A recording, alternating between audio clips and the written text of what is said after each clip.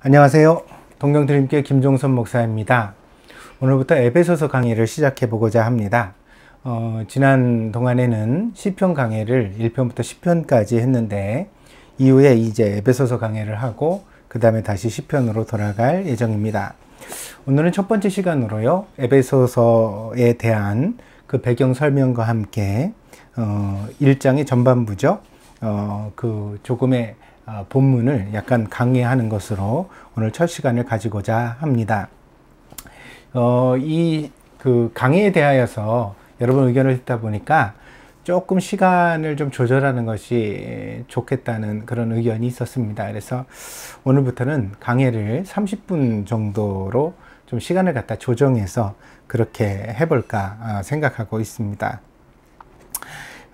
이 에베소서의 배경을 먼저 말씀드리면요. 사도 바울이 3차 전도 여행을 마친 이후에 누명을 쓰고 감옥에 투옥되게 되어집니다. 그래서 이 감옥 가운데서 에베소에 있는 교회에 이제 편지를 쓰게 되어지는데 그것이 에베소서입니다. 이 AD 61년경에서 63년경에 저작된 것으로 추측되어지고요. 이렇게 이제 에베소에 대하여 특별한 애정을 가지고 편지를 쓰게 된 데에는 당시에 이제 그 선교회, 이 에베소 교회가 매우 중요한 역할을 했을 뿐더러 사도 바울은 에베소에서 3년 동안 목회를 했던 그런 경험을 가지고 있었습니다. 그것이 이제 사도행전 19장에 나오는 내용입니다. 19장 1절부터 조금 읽어보겠습니다. 사도행전 19장 1절입니다. 아볼로가 고린도에 있을 때 바울이 윗지방으로 다녀 에베소에 와서 어떤 제자들을 만나. 그래서 이제 에베소에서 있었던 이야기를 이제 서술하고 있죠. 그 다음에 8절로 가볼게요. 바울이 회당에 들어가 석 달 동안 담대히 하나님 나라에 관하여 강론하며 권면하되 어떤 사람들은 마음이 굳어 순종하지 않고 무리 앞에서 이 도를 비방하거늘 바울이 그들을 떠나 제자들을 따로 세우고 두란노 서원에서 날마다 강론하니라. 처음에는 이제 에베소에 있는 유대인의 회당을 선교의 기지로 사용하고자 했습니다. 그런데 거기서 유대인들의 어떤 그 반대에 부딪혔지요.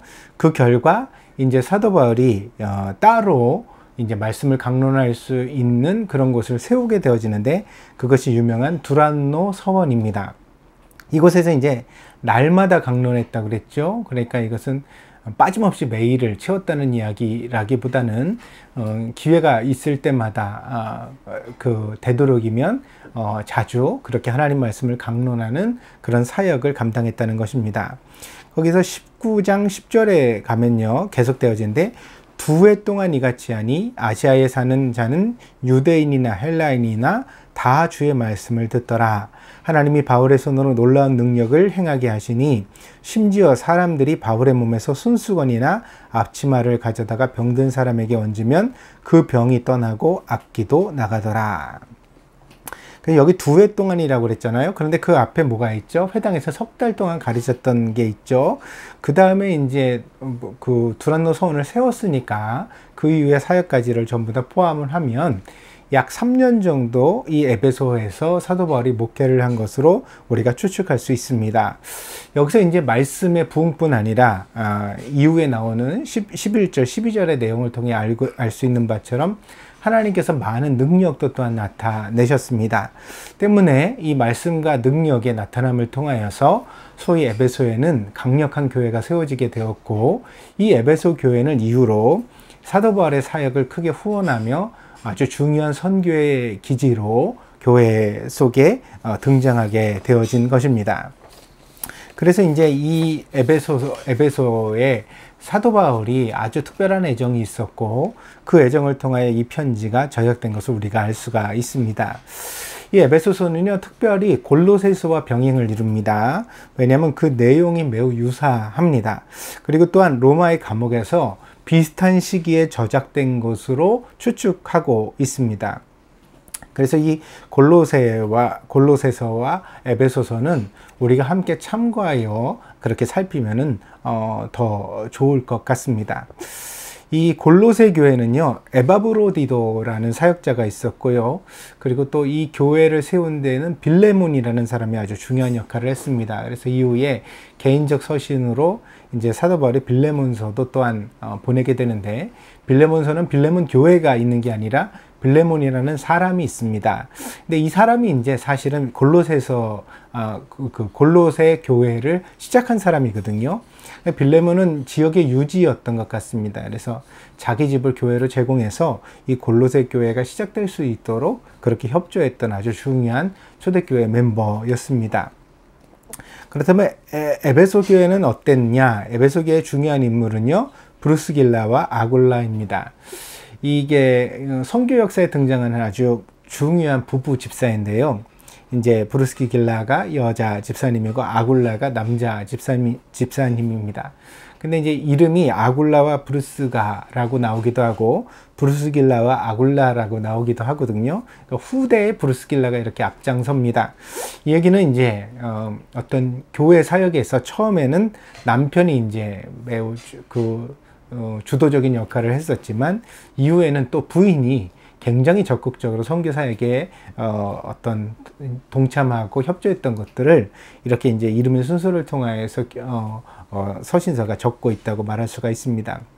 이 브루스길라와 아굴라도요, 자기 집을 교회로 제공했습니다. 그 덕분에 에베소 교회가 시작되게 된 것입니다. 그래서 에베소 교회의 시작은 누구라고요? 브루스길라와 아굴라의 집에서 교회가 시작되었다. 참고사항을 하나 말씀드리면요, 이 초대교회는요, 자신의 가정을 교회로 제공하여서 교회가 개척된 그런 예가 많습니다. 예루살렘 교회부터가 그러한데요, 예루살렘의 교회는 어떻게 시작되어졌죠? 물론 이제 베드로가 설교를 하고 많은 제자들이 이제 회개를 하고 예수를 믿게 되면서 교회가 크게 부흥했던 것도 사실이지만, 이 예루살렘 교회의 처음 시작은 사실 그 마가의 다락방, 우리가 흔히 알죠. 이 마가라는 사람이 소위 자기의 이제 집을, 모임 장소를 제공하여서 여기로부터 이제 모임이 시작되면서 교회가 시작된 것을 우리가 알 수 있거든요. 그리고 또 빌립보 교회의 경우에는요, 이제 여기에 자주장사 루디아, 자주라는 것은 비단을 뜻합니다. 그러니까 당시에 여성이면서도 이제 어떤 사업 수단이 있어서 무역 중개업을 했던 루디아라는 사람이 있는데, 이 여성분께서 자기 집을 이제 교회로 제공을 했습니다. 그 결과 빌립보에도 교회가 세워지게 되었고요. 또 요한계시록에 보면 라오디게아 교회라는 교회가 있습니다. 이 라오디게아 교회는요, 눈바의 집에서 시작된 것을 우리가 알고 있습니다. 그래서 이런 초대교회 성도들은 자기 집을 교회로 제공하는 경우가 많았고, 그렇게 되어져서 교회가 아름답게 시작되었다는 것들을 우리가 성경의 역사 속에서 읽게 됩니다. 오늘날 굉장히 이제 현대적 교회들은 이제 임대료의 부담에 굉장히 시달리죠. 그러면서 개척을 한다 그러면 개척 자금이 필요하다는 얘기를 흔히 듣습니다. 근데 성경적 교회는요, 어떤 처음에 뭐 종잣돈 같은 자본을 가지고 시작되는 교회가 아니었다는 거예요. 그건 뭐냐? 성도들의 호의, 그러니까 믿고자 하는 사람들이 가지고 있는 어떤 교회를 향한 선의, 그것을 바탕으로 교회가 시작되었다는 것들을 성경이 우리에게 보여주고 있습니다. 그래서 교회의 어떤 바탕은요, 돈이 아니라고 말씀드리고 싶습니다. 그 교회 성도들이 얼마나 자기 교회에 대해 자부심을 가지고 또 아끼는 마음이 있느냐, 진실되게 정말 교회를 하고자 하는 열의가 있느냐, 그러면 좀 자기 집 거실만 있어도, 마당만 있어도 얼마든지 교회는 시작될 수 있다. 그리고 그런 교회에 하나님께서 복을 주셔서 사실 교회의 역사가 만들어졌다. 이런 얘기를 우리가 함께 묵상해 볼 수 있겠습니다. 이 에베소서의 구조를 먼저 좀 말씀을 드리면, 간단하게 에베소서는 둘로 딱 나눠집니다. 아주 심플하죠. 그래서 1장부터 3장까지의 내용이 이제 교리적인 부분, 그래서 신학이라고도 말할 수 있고 교리라고도 말할 수가 있는데, 이것은 이제 믿음에 있어서 근간이 뼈대가 되어지는 어떤 원리적인 부분들을 설명하는 부분으로 1장에서 3장이 채워져 있습니다. 이것을 이제 이렇게 나누어진다는 것을 우리가 명백하게 이제 알 수가 있는데요. 3장 마지막에 보면 아멘이라는 우리가 흔히 아멘 이러면 예배를 마칠 때 우리가 사용하는 그런 이제 언어지요. 근데 이제 3장 마지막에 아멘이라는 것이 나옵니다. 실제로 그러면서 이제 1장부터 3장까지의 내용을 딱 마무리 짓고 있고요. 그 다음에 4장부터 6장까지는 에베소서의 후반부가 되어지는데 이 부분은 성도의 삶, 윤리적이라고도 말하는데 혹은 말씀의 어떤 실제화에 대해서 이야기를 하고 있습니다. 그래서 이게 어떤 원리적인 부분과 실체적인 부분이 함께 어우러진 그런 서신이라고 말할 수가 있겠고요. 그렇기 때문에 이 에베소서는 특별히 성도들의 어떤 신앙적인 내용을 모두 다 골고루 잘 어루만지고 있는 그러한 탁월한 서신이라고 말할 수가 있겠습니다. 그래서 하필이면 신약성경의 강해를 처음 들어가면서 이 에베소서를 선택하게 된 데에도 이와 같은 균형이 매우 중요하다고 목사로서 판단했기 때문입니다. 그래서 우리 성도들이 뭘 믿는지를 아는 게 중요하고요. 첫 번째는 뭘 믿는지만 안다고 해서 신앙이 건강한 건 아닌 것 같아요. 그럼 뭘 믿는지를 알았으면 거기에 맞게 살아야 하죠. 실제적으로 그 삶이 따라가야만 합니다. 그것이 건강한 신앙이다. 그것을 이제 에베소서가 그 전체 내용으로서 우리에게 강조하고 보여주고 있는 바라고 생각을 합니다. 그래서 우리가 에베소서를 들어가면서 우리가 그간에 잘 알지 못했던 어떤 신앙의 원리와 근거들을 잘 이해하는 것에 대하여서 마음을 쏟아야 되겠고요. 그 다음에는 이제 어떻게 하면 좀 더 실천할 수 있을까? 하나님 말씀대로 살아가는 삶은 무엇일까? 그것을 우리가 고민하면서 이 서신서를 함께 대해보면 되겠습니다. 그러면 이제 오늘 간단하게 오늘 많은 부분은 나갈 수 없고요. 1절부터 7절까지 강해를 한번 해보겠습니다. 사실은 첫 대지가 14절까지 내용이 되어지는데 이렇게 하면 조금 너무 내용이 많을 것 같아서 7절까지의 내용을 갖다 오늘 강의를 하고요. 그 다음에 이제 다음 주에 또 14절까지 해서 한 대목을 이제 끝내도록 그렇게 하겠습니다. 어떻게 미리 예습 좀 하셨습니까? 에베소서 읽어보셨어요? 아예 안 읽고 여기 앉아 계신 분은 조금 목사 얘기를 좀 들어주시면 좋겠습니다. 그래서 여기다 잠깐 멈춰 놓으시고 일단 에베소서를 1장부터 6장까지 내용이 그렇게 길지도 않습니다. 한번 정독을 좀 해주십시오. 자, 그럼 읽어보겠습니다. 1절입니다. 하나님의 뜻으로 말미암아 그리스도 예수의 사도된 바울은 에베소에 있는 성도들과 그리스도 예수 안에 있는 신실한 자들에게 편지하노니. 2절입니다. 하나님 우리 아버지와 주 예수 그리스도로부터 은혜와 평강이 너희에게 있을지어다. 아멘. 여기 이제 중요한 내용이 두 가지가 나옵니다. 하나는 하나님의 뜻이에요.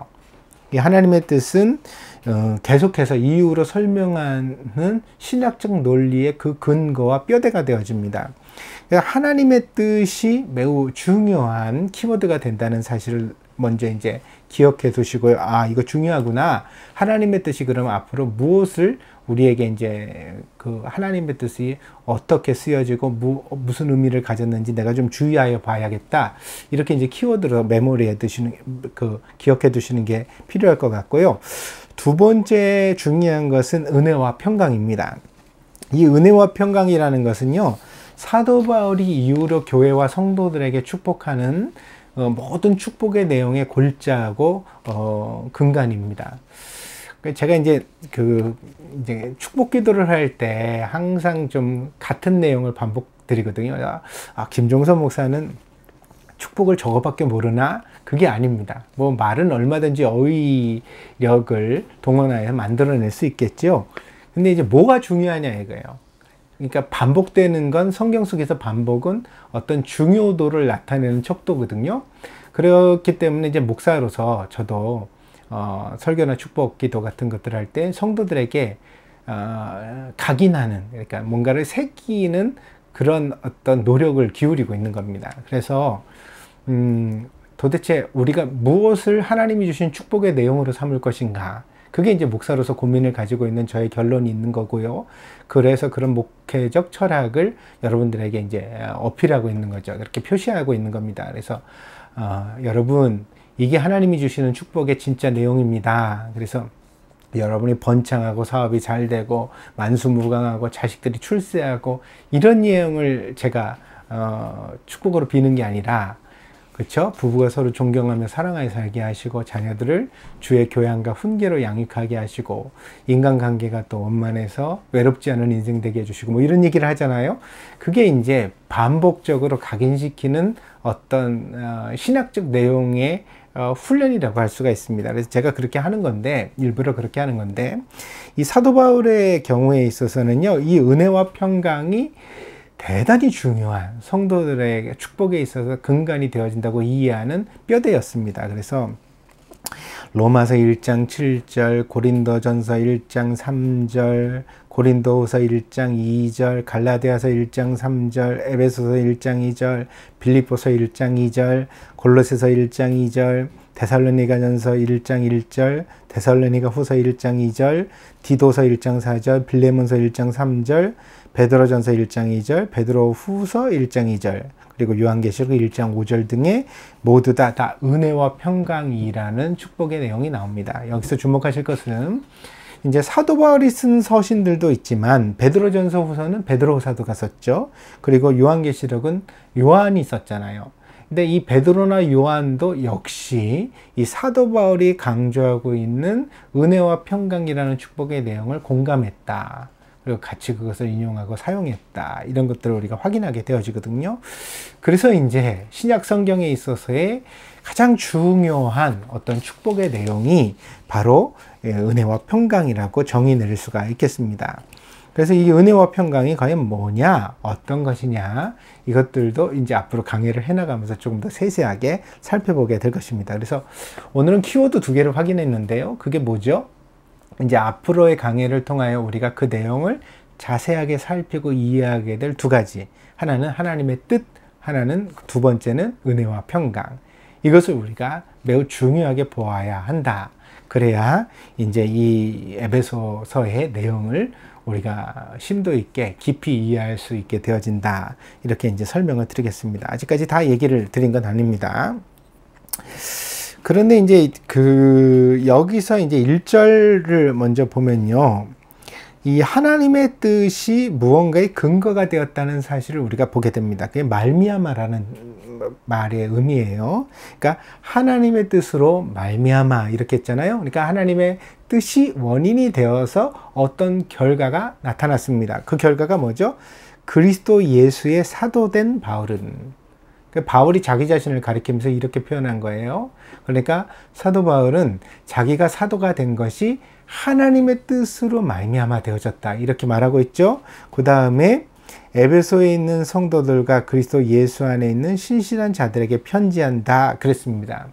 근데 이제 이 하나님의 뜻이 바울을 사도로 만든 것도 그 원인이지만 또 한 가지 이후의 내용을 통하여 이제 사도 바울이 말하는 것이 뭐냐면 3절서부터 이야기하는 내용은 뭐냐면 이 성도들도 역시 성도가 성도된 것은 하나님의 뜻으로 말미암아 되어졌다는 것입니다. 그래서 여기서 이제 1장 1절이 가지고 있는 어떤 교통, 성도 간의 교제의 어떤 그 바탕을 설명해 줍니다. 그것이 무엇이냐면 사도 바울과 에베소 교회 성도들에게는 서로 간에 통할 수밖에 없는 공통점이 있었다는 거죠. 그게 뭐죠? 하나님의 뜻으로 말미암아 그렇게 되었다는 거예요. 하나님의 뜻이 바울을 사도로 세우셨고 또한 하나님의 뜻이 에베소 교회에 모여있는 성도들을 성도들로 부르셨다. 이것이 이제 사도 바울이 가지고 있는 신학에 있어서의 첫 번째 그 내용이 되어집니다. 그래서 그것을 이제 설명하는 내용이 이후로 3절서부터 14절까지의 내용 가운데서 이제 쭉 자세하게 설명되어져 가는 것입니다. 그래서 제가 뭐라 그랬죠? 하나님의 뜻이 키워드라고요. 여기서 중요하다고요. 이것을 이제 이 하나님의 뜻으로 말미암아 되어진 사실을 성도들에게 자세히 설명하는 것이 이후의 내용이라고 할 수 있겠습니다. 3절에서부터 내용 또 볼게요. 찬송하리로다. 하나님 곧 우리 주 예수 그리스도의 아버지께서 그리스도 안에서 하늘에 속한 모든 신령한 복을 우리에게 주시되 창세전에 그리스도 안에서 우리를 택하사 우리로 사랑 안에서 그 앞에 거룩하고 흠이 없게 하시려고 그 기쁘신 뜻대로 우리를 예정하사 예수 그리스도를 말미암아 자기의 아들들이 되게 하셨으니, 자기 아들들이 이제 성도가 되었다는 얘기죠. 이는 그가 사랑하시는 자 안에서 우리에게 거저 주시는 바 그의 은혜의 영광을 찬송하게 하려는 것이라. 우리는 그리스도 안에서 그의 은혜의 풍성함을 따라 그의 피로 말미암아 속량 곧 죄 사함을 받았느니라. 이렇게 말했습니다. 여기에서요, 우리가 이제 주목해 봐야 되는 단어들이 몇 개가 나옵니다. 그것이 이제 1장 4절에 창세전 이렇게 나오죠. 세상이 창조하기 전. 이것이 이제 시초겠죠. 처음 시작이야. 그럼 그 창세전에 뭐가 있었냐 그랬더니 택하심이 있었다. 우리를 택하사. 이렇게 말합니다. 근데 하나님이 이렇게 우리를 선택하신 데에는 목적이 있었다고 합니다. 그게 뭐죠? 거룩하고 흠이 없게 하시려는 목적이 있었다. 우리를 선택하셨고 우리가 거룩하고 흠이 없기를 원하셨다. 그래서 이 선택과 그 다음에 거룩하고 흠이 없다는 게 뭐죠? 결국 거룩하고 흠이 없다는 것이 이 성화입니다. 성화라는 것은 거룩해진다는 뜻 아니에요. 그렇게 해서 이제 예수님을 닮는 것, 예수님과 같아지는 것, 뭐 이런 소망을 신약성경이 계속 말하는데, 그것을 이제 이렇게 표현하고 이제 거룩하고 흠이 없는 것, 그 신학적 용어로는 성화라고 말합니다. 그러니까 선택과 성화라는 것을 이제 규정을 하고요. 근데 이 선택과 성화 사이에 있는 내용들을 또 채워나갑니다. 그게 뭐죠? 1장 5절에 보니까 예정이라고 말합니다. 우리를 예정하셨대요. 뭐로 예정하셨어요? 여기는 자기의 아들들이 되는 것을 예정하셨어요. 그래서 이게 자기 아들들이 뭐죠? 그것을 1장 1절의 언어로 바꿔 말하면 성도입니다. 성도가 되는 것을 예정하셨어요. 아들들이 지금 되지만 그러나 그것이 이제 앞으로는 성화를 이루게 되는 거죠. 그래서 이 예정이라는 것은 이렇게 하나님의 아들로 변화된 신분과 그 신분 속에서 우리가 밟아나가게 될 신앙의 내용들, 거룩하고 흠이 없게 되어지는 변화를 모두 다 담고 있는 그런 말씀입니다. 그래서 그것이 예정되어져 있다는 거죠. 그래서 이 예정이 결국 하나님이 우리를 택하셨는데, 우리를 책임지셔서 거룩하고 흠이 없게 만드실 것인데, 이 목적 가운데서 우리를 이제 성도가 먼저 되게 하신 거죠. 그래서 성도가 돼서 하나님 말씀으로 교제하고 또 신앙생활을 해가면서 자기를 갖다 끊임없이 변화시키고 또 성숙해 가게 하셨다가, 궁극적으로는 예수 그리스도께서 우리를 구원하셔서 이제 완전하게 하실 것이다. 이런 내용이 이제 신학의 내용인 거죠. 그럼 이제 성도들이 성도가 된 사람들이 거룩하고 흠이 없게 만드시는 하나님의 성화의 과정들을 자기의 노력으로 이루어가게 하셨느냐? 그게 아니라는 거예요. 그게 뭐냐면 그 사이에 있는 은혜를 또한 설명하고 있는데, 그 은혜가 무엇이냐면 이런 거죠. 6절입니다. 이는 그가 사랑하시는 자 안에서, 여기 사랑하시는 자는 예수님이죠. 예수 그리스도, 1장 5절에 나와 있는 그리스도입니다. 그리스도로 말미암아 그가 사랑하시는 자 안에서, 뭐 이런 것들은 이제 같은 병행이 되어지는 거죠. 예수님 안에서 어떻게 되면 성도된 사람들에게 뭘 주셨어요? 우리에게. 이게 우리가 그 1장 5절에 나와 있는 아들들이고 1장 1절에 나와 있는 성도들과 같은 의미입니다. 뭘 주셨어요? 거저 주신 바 그랬습니다. 거저 주시는 게 뭐예요? 이게 은혜죠. 선물. 그래서 여기 이제 1장 5절에 등장하는 예정과 그 다음에 6절에 등장하는 은혜는요, 그러니까 멀리는 장차는 큰 목적이 뭐죠? 궁극적인 목적은 제가 앞에서 뭐라고 말씀드렸죠? 성화라고 말씀드렸죠? 거룩하고 흠이 없게 되는 거. 이건 예수 그리스도께서 이제 완성하시는 종말의 날에 우리에게 주어질 영광이죠. 그렇다고 한다면 이것이 먼 장래의 목적이라면 지금 현재 우리의 삶의 목적이 또 있습니다. 현실적인 목적이죠. 이 현실적인 목적이 뭐냐면 여기서 1장 6절에서 이렇게 표현합니다. 우리에게 은혜를 주셔서 그 은혜로 말미암아 하나님을 찬송하게 하려고 하셨다. 우리가 은혜 받고 날마다 하나님을 찬송하는 것이 현실 속에서 주어져 있는 신앙의 목표라고 이렇게 이야기를 합니다. 1장 7절입니다. 우리는 그리스도 안에서 그의 은혜의 풍성함을 따라 그의 피로 말미암아 속량 곧 제사함을 받았다. 그래서 예수님이 그 십자가의 보혈로 우리의 모든 죄의 값을 치르시고 우리를 구원해 주셨다. 우리가 예수님이 십자가를 나 대신 지신 것을 믿게 됐다. 이것이 시작점이라는 거예요. 그 시작으로부터 우리가 하나님의 아들이 되고 또 아들이 되어서 날마다 은혜를 받고 감사와 찬양을 드리는 삶을 살아가면 결국 그 삶의 궁극적 도달의 목적점은 거룩하고 흠이 없게 되는 것일 것이다. 자, 다시 한번 정리를 해볼까요? 이런 거죠. 신자가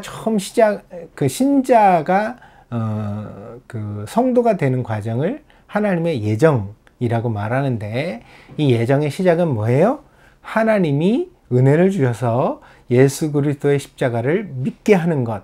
그래서 그 십자가가 나를 위하여 지신 십자가라는 사실을 우리가 믿음으로 고백하고 믿게 되어지는 것. 이것을 이제 죄사함, 속량이라고 사도 바울이 설명을 하죠. 그렇게 해서 속량이 되면, 우리가 죄사함을 받으면 뭐가 되죠? 하나님의 아들들이 되어, 자기 아들들이 1장 5절에 나오죠. 아들들이 되어집니다. 그러면 이렇게 하나님의 아들들이 된 사람은 어떤 삶을 살죠? 은혜를 받고 하나님을 찬송하는 삶을 살아갑니다. 이렇게 하나님을 찬송하는 삶을 계속 살아가다 보면 결국은 우리는 어떤 목표에 도달하게 되어지냐면 거룩하고 흠이 없게 되어질 것입니다. 이것이 이제 성화라고 하고 장차 이루어질 구원의 완성입니다. 그래서 이 모든 것들이 택정, 선택과 성화 사이에 있고, 그 성화 사이에 있는 일을 뭐라 그래요? 죄사함, 그리고 거듭남, 아들들이 되는 거, 거듭남, 구원, 뭐 이렇게 얘기할 수 있겠죠? 거듭남, 그리고 그 다음에는 이제 찬송하는 삶, 하나님의 은혜를 통하여 찬송하는 삶, 뭐 이런 내용들이 있다는 거죠. 그래서 이 모든 내용들을 이제 우리가 구원의 내용으로 이해하게 되어지는 것입니다. 그래서 성경이 구원이라고 말할 때 아주 마이크로하게, 그러니까 작게 보면 뭐냐면 이 죄사함 자체를 구원이라고 할 수 있어요. 그래서 예수님께서 거듭남 이렇게 말씀하신 것은 우리가 예수님의 십자가를 믿는 것, 속량을 믿는 것, 그것이 이제 거듭남이거든요. 그래서 이걸 이제 구원받았다 이렇게 표현하기도 하지만, 그러나 조금 더 큰 그런 내용으로 조금 더 크게 보면 어떻게 되어지냐면 이 성화의 과정까지 완성하는 것이 구원의 내용입니다. 그래서 어때요?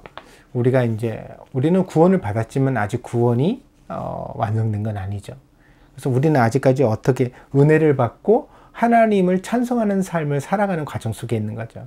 이 과정을 계속 밟아 나가서 결국은 거룩하고 흠이 없게 되어지는 것이 우리의 궁극적 목적이고, 그것이 완성된 것을 사실 성경에서 말하는 구원의 완성이라고 말하게 되어지는 것입니다. 이것을 둘을 혼재해서 사용하면 안 되겠다. 그렇게 볼 수 있습니다. 이번 주 설교를 통하여서도요, 제가 이제 구원에 대하여서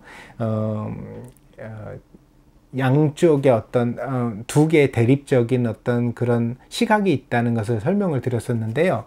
하나는 하나님이 우리를 이미 구원하셨다라는 시각과, 또 하나는 우리가 두려움과 떨림으로 구원을 이루어가야 한다는 시각이 성경에 등장한다. 이것도 이제 오늘 본문에 나오는 에베소서를 통하여 우리가 왜 그렇게 말씀하시는지 알겠다라고 이해할 수 있는 내용이에요. 왜냐하면 우리가 죄사함을 받았다는 것을 구원으로 볼 때는 이미 내가 하나님을 믿는다는 사실 속에 이미 구원이 나한테 이루어졌다라고 말할 수 있는 거죠. 그죠? 여기까지 말하는 데는 틀린 게 없어요. 그러나 우리가 아직 뭐가 남았죠? 이렇게 날마다 은혜를 통해 감사하고 찬양하는 삶을 살아가서 거룩하고 흠이 없게 되는 것. 그건 우리가 애쓰고 노력하고 바라보고 소망해야 하고 기도해야 될 내용인 거죠. 그건 아직 우리가 도달하지 못했잖아요. 그러니까 여기는 어때요? 두렵고 떨림으로 구원을 이루어가야 할 부분이 있는 거죠. 그래서 우리가 정말 은혜를 받은 사람이라면 반드시 이 성화의 과정 속에 우리는 적극적으로 호응하고 노력하게 되어져 있다는 거죠. 근데 내가 혹여라도 현실 속에서 게으르고 나태하고 관심을 갖지 않고 오히려 세속의 욕망에 물들어 있다면 성경을 외우든지 기도를 유창하게 하든지 상관없이 그는 어때요? 혹시 구원을 받지 못한 사람일 수도 있지 않을까라는 어떤 의심과 회의를 낳을 수밖에 없는 거죠. 그래서 여기에 이제 긴장감이 있는 거예요. 두렵고 떨림이. 그래서 여러분들, 내가 오늘 어떤 확신 속에서 예수님을 믿고 있다면 굳이 자기의 구원을 의심할 필요가 없습니다. 그 신앙의 삶을 잘 살아가시면 됩니다. 그분은. 그러면 그 기쁨의 삶 가운데서 반드시 구원을 얻게 될 것입니다. 그러나 혹여 내가 감동도 없고 은혜도 없고 막 뭐라 그래, 내 마음속에 이중적 마음이 계속 일어나고, 그래서 돈도 사랑하고 하나님도 사랑하려고 하고, 또 세상에 대한 어떤 세속의 즐거움에 대한 미련도 떨쳐내지 못하고 내 안에서 끊임없이 어떤 갈등의 요소가 있다면, 그렇다면 그 사람들은 교회를 잘 다닌다고 해서, 연보를 많이 드린다고 해서, 직분을 높은 걸 받았다고 해서, 혹은 교회 안에서 뭐 사람들로부터 인정을 받는다고 해서 결코 자기가 이미 구원을 얻었다고 확신해서는 안 되겠다. 이 사람들은 이제 두렵고 떨림을 마땅히 가져야 될 만한 어떤 그런 포지션에 있다고 말할 수가 있겠습니다. 왜냐하면 하나님의 예정은 아무도 모르기 때문이죠. 하나님이 그 뜻대로 하신 그 구원의 예정은 인간이 다 헤아릴 수 없는 것이기 때문입니다. 그래서 우리가 이것을 이해하고서 이 구원의 긴장감을 우리가 받아들여야 되겠습니다. 그래서 이것을 이해하는 것이 매우 중요해서 제가 좀 오늘 길게 설명을 드렸습니다. 요즘은 이제 우리가 어디 여행을 모르는 곳을 갈 때 핸드폰을 다 들고 내비게이션을 사용합니다. 그래서 자동차 운전할 때도 어떤 길을 찾을 때도 이 내비게이션이 매우 도움이 되어지죠. 그러나 지금 이 내비게이션을 우리가 쓸 수 있다는 건 하늘에 무수한 인공위성 별들을 쏘아 올려놓고, 여러분 그렇게 생각해 보셨어요? 누가복음에 보면 예수님의 탄생의 사건에서 동방박사들을 인도한 것이 별이라고 그러잖아요. 그 별을 보고 이제 쫓아가서 예수님의 탄생을 목격하게 되어지는데, 어쩌면 오늘날 우리가 우리를 인도하는 별을 우리의 지식으로 쏘아 올려놓은 거죠. 그래서 인공위성이 보이지 않는 걸 탁 위에서 쌓아줘서 우리가 오른쪽으로 가야 될지 왼쪽으로 가야 될지 길을 가르쳐 줍니다. 그래서 오늘 우리가 편안하게 길을 찾고 있는 거죠. 그러나 이렇게 되기까지는 사람들은 수많은 세기 동안 작은 자석으로 움직이는 나침반이나 혹은 별자리를 보면서 길을 찾아왔습니다. 그렇다면 사람은 왜 이렇게 길을 찾으려고 할까요? 모르는 길을 갈 때 가지는 불안과 두려움을 없애기 위해서입니다. 그래서 우리가 이게 맞는지 알지 못하고 길을 갈 때는 굉장히 헷갈리고 또 방황하게 되잖아요. 그래서 실제로 숲에서 길을 잃으면 같은 자리를 맴맴 돌다가 그만 조난을 당해서 뭐 죽음에 이르는 사람들도 나온다 그러고, 사막도 그렇죠. 우리가 한 가지 방향으로만 쭉 갈 수 있다면 그 사막을 관통할 수 있는 가능성도 커지는데, 우리가 가다 보면 길이 삐뚤빼뚤해지죠. 그러면서 제자리를 맴돌게 되면 결국 그 사막에 갇혀서 죽게 되잖아요. 그래서 이제 길을 잃어버리는 것에 대한 공포가 인간에게 있습니다. 그래서 이것을 이제 매우 중요하게 여겨왔죠. 그런데 여러분 한번 생각해 보세요. 우리가 보이는 길을 잃어버려도 이와 같이 큰 낭패를 당하는데, 인생이라는 여정 속에서 길을 잃는 것은 우리를 얼마나 두렵게 하는 일인가. 여러분 그래서 그런 생각 해보시죠. 내가 잘 살고 있나? 내가 정말 제대로 살고 있는 건가? 내 인생을 잘 채워가고 있는 건가? 그런 생각을 우리가 해볼 수 있습니다. 그런 생각을 아직도 한번 해보신 적이 없다면 젊으신 겁니다. 아직 청춘이니까 그랬죠. 그러나 여러분들이 조금 더 원숙해지고 나이를 먹어가면 여러분 인생에 대하여서 내가 정말 길을 잘 가고 있을까? 내 가정에 대하여서, 내 자신의 인생에 대하여서, 혹은 나의 비즈니스, 혹은 나의 야망에 대해서 내가 제대로 가고 있는 것일까? 그런 생각이 들 수 있습니다. 그런데 이제 우리가 아무리 세상에서 많은 것을 이루어도 살고 죽는 문제, 이거 근본이죠. 이 근본적인 문제를 해결하지 못하면 결국 우리는 어떤 이것에 대한 답을 찾지 못하면 인생을 헤맬 수밖에 없는 거죠. 우리 인생이 무미해질 수도 있습니다. 마지막 순간에, 죽음의 순간에 내가 잘못 살았다, 혹은 내가 헛살았다, 이런 생각이 든다면 우리는 어떻게 할 수 있을까요? 굉장히 두려운 일이죠. 에베소서가 처음에 이 구원에 대하여 성도들에게 설명하고 있는 바는 바로 구원의 여정이야말로 인생의 근본적인 지혜라고 믿고 있기 때문입니다. 그래서 우리가 아무리 돈을 많이 벌어도, 아무리 큰 성취를 이루어도 자기의 영혼의 구원의 확신이 없으면 그것은 소용이 없다. 그러면서 우리가 지금 어디 서 있는지를 분명히 아는 것이야말로 가장 큰 지혜고 중요한 일이다. 이 인식을 에베소서가 우리에게 보여주고 있는 거죠. 그래서 에베소 교회에 편지를 쓰면서 사도 바울은 나도 하나님의 뜻 가운데 부르심을 받아 사도가 되었고 당신들도 또한 그의 뜻 가운데서 성도들이 되었습니다. 그런데 우리가 지금 어디에 서 있냐면요. 우리가 이렇게 사도가 되고 성도가 된 것은 세상이 창조되기도 전에 하나님께서 작정하신 바가 있기 때문입니다. 그 부르심 가운데서 우리를 예정하신 것인데 그 예정이 어떻게 시작된지 아십니까? 바로 예수님의 십자가를 예수님의 십자가를 우리를 위해서 세워주시고 그 십자가를 우리가 믿는 일로부터 시작되었습니다. 그래서 우리가 예수님의 십자가를 믿을 때 우리는 죄사함, 속량을 받게 된 것이고 비로소 하나님의 아들들이 된 것입니다. 그래서 이제 우리는 어떻게 살아야 합니까? 은혜를 받고 하나님 앞에 감사드리는 삶을 살아야 됩니다. 우리가 가난하든지 어려움을 겪든지 간에 우리가 성도가 되었다는 사실, 하나님이 나를 귀한 존재로 택하시고 부르셨다는 사실 앞에 우리는 감격하고 감사해야만 합니다. 우리가 그렇게 감사하는 삶을, 찬송하는 삶을 살아가다 보면 결국 우리가 어디에 이르게 될 줄 아십니까?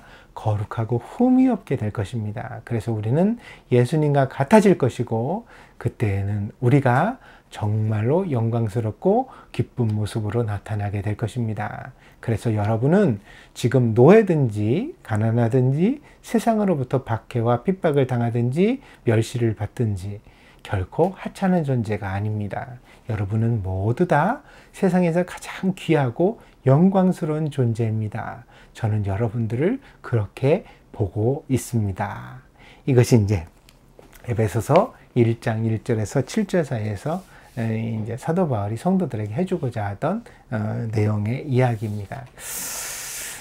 여러분에게 큰 위로와 소망이 되어지기를 바랍니다. 이후의 내용은 또 자세하게 나아가도록 하겠습니다. 조금 더 긴 내용들은 이후에 설명해 가도록 하겠습니다. 오늘은 여기까지 합니다. 마치겠습니다. 기도하고 마치겠습니다. 복되신 주님 감사합니다. 오늘 처음 에베소서를 펴고 하나님께서 우리에게 주신 구원의 내용들을 우리가 사도 바울의 음성을 통하여 다시 한번 살펴보았습니다.